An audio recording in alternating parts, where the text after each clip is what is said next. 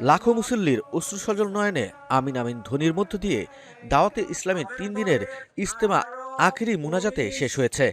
শুক্রবার জুম্মার নামাজ শেষে অনুষ্ঠিত মুনাজাতে দেশ, জাতি ও মুসলিম উম্মার শান্তি, সমৃদ্ধি এবং ফিলিস্তিন সহ নির্যাতিত মুসলমানদের হেফাজত কামনা করা হয়। ইজতেমার শেষ দিনে প্যান্ডেল ছাড়িয়ে রাস্তায় পর্যন্ত মুসল্লির ঢল নামে। কোরআন হাদিসের আলোকে ইসলামের মৌলিক বিষয় নামাজ, সুন্নাহ অনুসরণ ও নেকির দাওয়াত বিষয়ে বয়ান করা হয়। কোনো অপ্রীতিকর ঘটনা ছাড়াই সুশৃঙ্খল ইজতেমা সম্পন্ন হয়েছে। আখেরি মোনাজাতের পর নেকির দাওয়াত পৌঁছাতে দেশের বিভিন্ন স্থানে ১২, ৩০ ও ৬৪ দিন সহ ১১২টি মাদানী কাফেলা সফর শুরু করে।